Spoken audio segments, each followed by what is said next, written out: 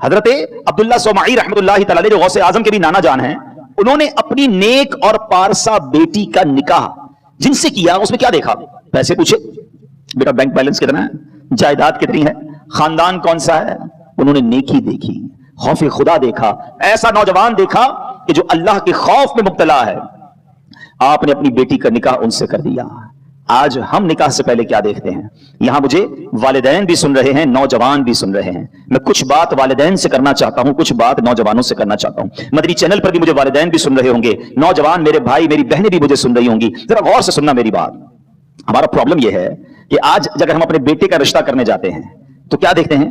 یہ لڑکی خوبصورت ہے کہ نہیں، خاندان کیسا ہے، مالدار ہے کہ نہیں، جہیز کتنا لائے گی، بس اور آگے بس ٹھیک ہے، دو تین چیزیں چیک ہو گئی۔ اچھا لڑکا ڈھونڈنا ہے تو کیا دیکھتے ہیں؟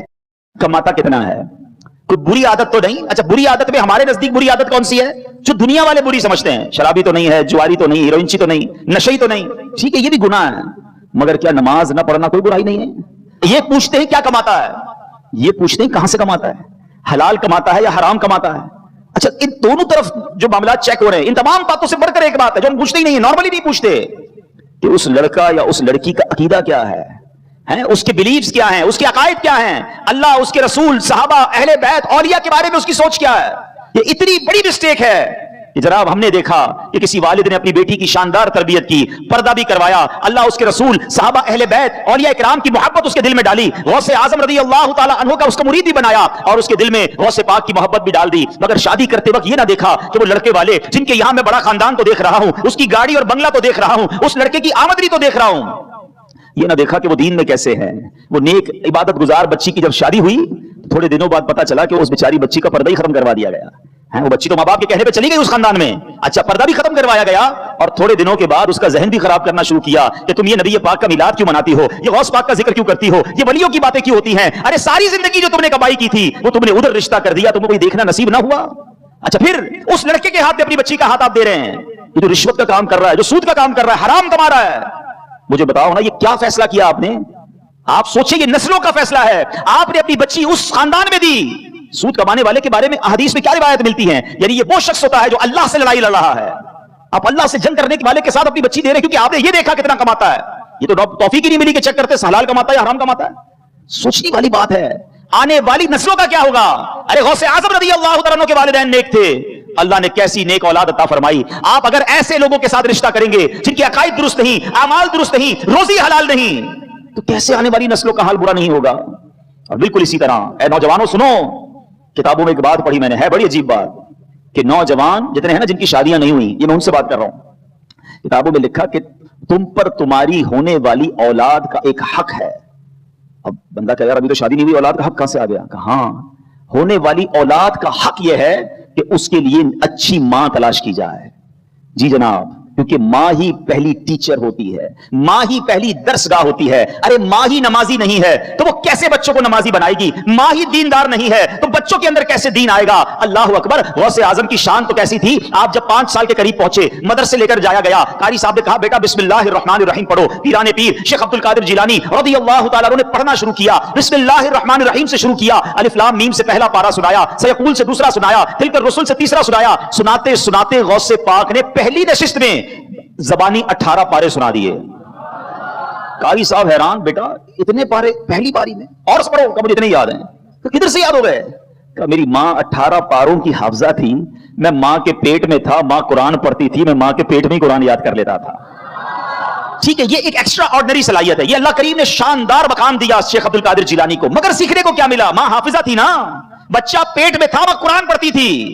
آج بچہ پیٹ میں ہو، ماں فلمیں دیکھ رہی ہے، ماں گانے سن رہی ہے، جو ماں بے پردہ بازار میں گھوم رہی ہے اس کی بچیوں پر کیا اثر پڑے گا؟ پلیز اے میرے نوجوانوں، یہ تم پر بھی ذمہ داری ہے۔ صرف یہ نہ دیکھو لڑکی کیسی ہے، ہمارے ایک ہی کانسیپٹ ہے دکھنے میں اچھی ہونی چاہیے، ارے یہ شکل و صورت یہ چند دنوں کا پیار ہے، ساری زندگی گزارنی ہے، دیکھو دین میں کیسی ہے۔ اور میں نبی پاک علیہ الصلوۃ والسلام کی آپ کو حدیث سناتا ہوں، کچھ لوگ تو شادی اسی لیے کرتے ہیں بڑا خاندان ہوگا، بڑا پیسہ آئے گا، ارے جناب بڑا نسب ہوگا، بڑی فیملی کے ساتھ ذرا میرا تعلق ہو جائے گا کہ میں فلاں خاندان کا داماد ہوں۔ سنو اللہ کے حبیب علیہ الصلوۃ والسلام کیا فرماتے ہیں، نبی پاک علیہ الصلوۃ والسلام نے فرمایا کسی عورت سے نکاح کے لیے 4 چیزوں کو مد نظر رکھا جاتا ہے۔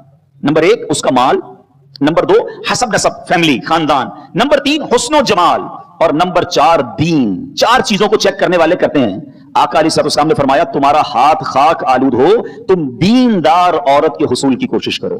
यानी इन तीन चीजों की कोई अहमियत नहीं, दीनदार होना जरूरी है। पता चला बड़ा पैसा है, बड़ा हुस्न जमाल है, अकीदा ही दुरुस्त नहीं है, दिल में गंदगी भरी हुई है, बेहयाइयां हैं, बताओ ना आने वाली नस्लों का क्या बनेगा?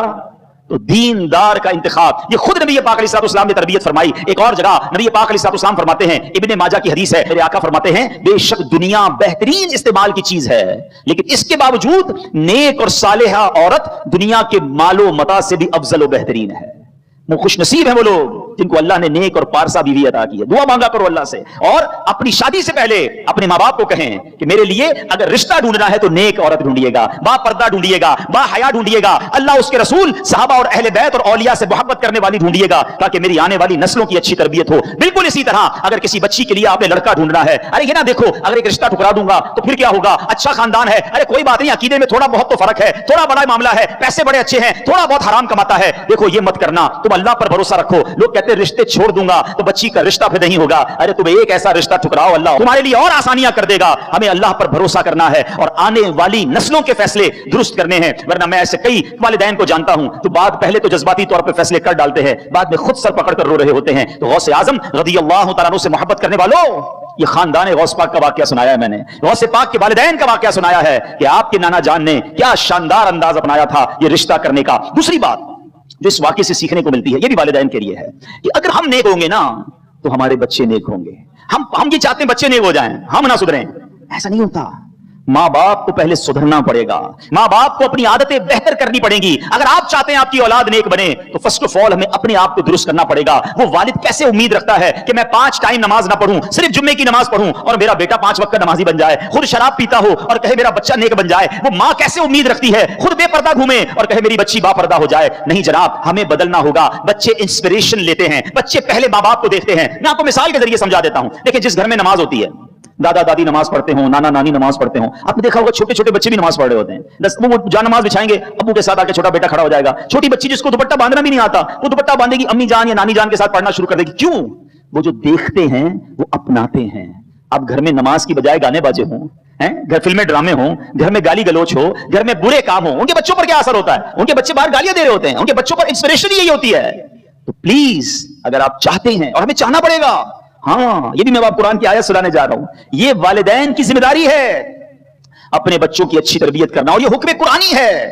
अल्लाह करीम कुरान मजीद फुरकान हमीद इरशाद फरमाता है, या अय्युहल्लज़ीना आमनू क़ू अनफुसकुम व अहलीकुम नारन वक़ूदुहा अन्नास वल हिजारा अलैहा मलाइकतुन ग़िलाज़ुन शिदादुन ला यअसूनल्लाह मा अमरहुम व यफ़अलून मा युअमरून। ऐ ईमान वालों, अपनी जानों और अपने घर वालों को उस आग से बचाओ जिसके ईंधन आदमी और पत्थर हैं। उस आग से बचाने का हुक्म दिया गया हमें। आगे फरमाया उस पर सख्त कर्रे यानी ताकतवर फरिश्ते मुकर्रर हैं जो अल्लाह का हुक्म नहीं टालते और जो उन्हें हुक्म हो वही करते हैं। जब ये नबी पाक अलैहिस्सलाम ने ये आयत सहाबा के सामने तिलावत की ना, तो सहाबा ने अर्ज़ की, या रसूल अल्लाह सल्लल्लाहु अलैहि वसल्लम, हम अपने अहलो इयाल को जहन्नम की आग से कैसे बचा सकते हैं? प्यारे आका मदीने वाले मुस्तफा सल्लल्लाहु अलैहि वसल्लम ने इरशाद फरमाया, तुम अपने अहलो इयाल को उन चीजों का हुक्म दो जो अल्लाह अज़्ज़ वजल को महबूब हैं, और उन कामों से रोको कि जो रब ताला को नापसंद हैं।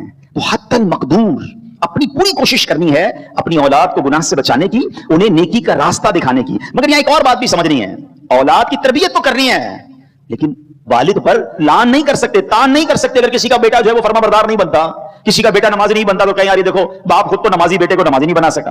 तो एक लिमिट तक जिम्मेदारी है, वो नहीं मानता, उसके नसीब में हिदायत नहीं। तो हम किसी की औलाद की वजह से किसी के वालिद पर लान तान नहीं कर सकते, क्योंकि अगर ऐसा करने जाएंगे तो बात बहुत दूर तक चली जाएगी। काबिल कौन था? हजरत आदम का बेटा था ना, कुफ्र पर मौत हुई। हजरत नूह का बेटा कनान, उसकी कुफ्र पर मौत हुई। तो अंबिया के बेटे भी ऐसे थे। ये अल्लाह की शान है। अल्लाह करीम करम फरमाए तो किसी चोर और डाकू के घर में भी वली को पैदा कर देता है, और किसी की उसकी खुफिया तदबीर है कि बड़ी नेक हस्ती हो। अब अगर यजीद पलीत की जो कारस्तानियां हैं, उसकी जो बदबख्तियां हैं, हम भी कहते हैं वो पलीत था, लानत का मुस्तहिक है, लेकिन उसकी शैतानियों की वजह से सैयदना अमीर मुआविया रज़ियल्लाहु तआला पर लान करना यह दुरुस्त नहीं है। क्योंकि अगर किसी की औलाद की वजह से किसी के वालिद पर लान तान किया जाएगा तो फिर यह सिलसिला बहुत ऊपर तक जाएगा। तो बहरहाल ये वालिदैन की जिम्मेदारी है कि वो अपनी औलाद की शानदार तरबियत करें। और आज